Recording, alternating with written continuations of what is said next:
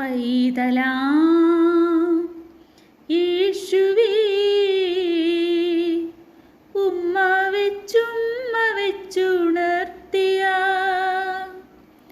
ആട്ടിടയ ഉന്നതരേ, നിങ്ങൾ തൻ ഹൃത്തിൽ യേശുനാഥൻ പിറന്നു.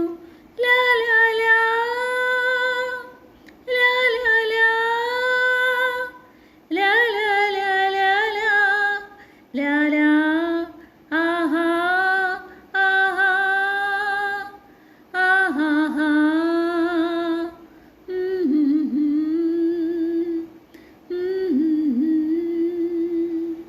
സുവിശേഷം 2-ാം അധ്യായം.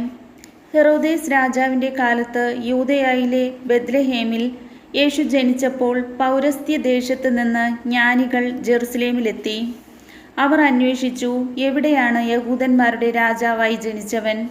ഞങ്ങൾ കിഴക്ക് അവൻ്റെ നക്ഷത്രം കണ്ട് അവനെ ആരാധിക്കാൻ വന്നിരിക്കുകയാണ്. ഇതു കേട്ട് ഹെറോദേസ് രാജാവ് അസ്വസ്ഥനായി, അവനോടൊപ്പം ജെറുസലേം മുഴുവനും.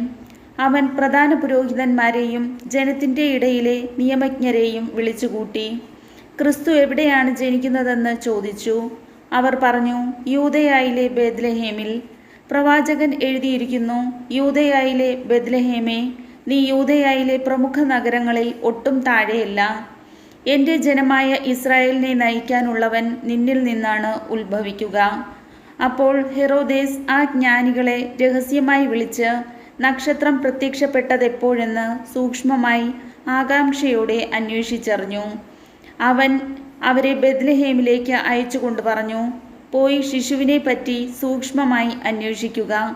അവനെ കണ്ടു കഴിയുമ്പോൾ ഞാനും ചെന്ന് ആരാധിക്കേണ്ടതിന് എന്നെയും അറിയിക്കുക.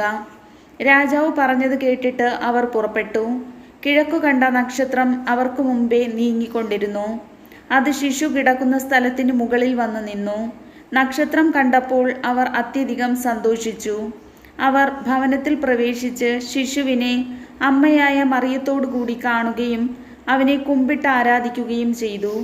നിക്ഷേപപാത്രങ്ങൾ തുറന്ന് പൊന്നും കുന്തുരുക്കവും മീറയും കാഴ്ചയർപ്പിച്ചു.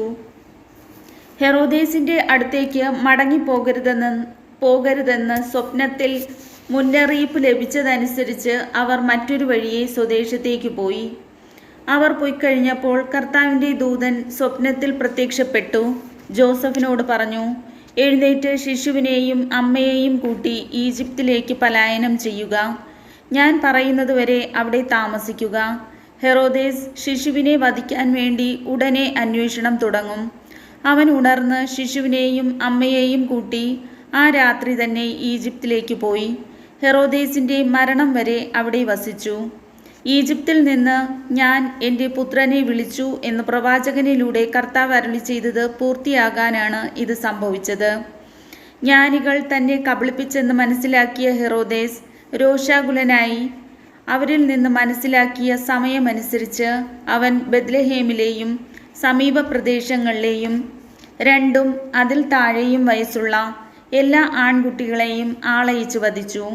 അങ്ങനെ ജെറമിയ പ്രവാചകൻ വഴി അരുളി ചെയ്യപ്പെട്ടത് പൂർത്തിയായി. റാമായിൽ ഒരു സ്വരം, വലിയ കരച്ചിലും മുറവിളിയും. റാഹേൽ സന്താനങ്ങളെക്കുറിച്ച് കരയുന്നു. അവളെ സാന്ത്വനപ്പെടുത്തുക അസാധ്യം, എന്തെന്നാൽ അവൾക്ക് സന്താനങ്ങൾ നഷ്ടപ്പെട്ടിരിക്കുന്നു.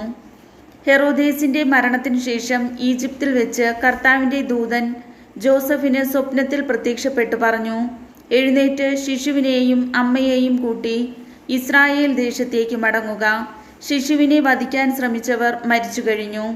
അവൻ എഴുന്നേറ്റ് ശിശുവിനെയും അമ്മയെയും കൂട്ടി ഇസ്രായേൽ ദേശത്തേക്ക് പുറപ്പെട്ടു. മകൻ അർക്കലാവോസാണ് പിതാവായ ഹെറോദേസിൻ്റെ സ്ഥാനത്ത് യൂദയായിൽ ഭരിക്കുന്നതെന്ന് കേട്ടപ്പോൾ അവിടേക്ക് പോകാൻ ജോസഫിന് ഭയമായി.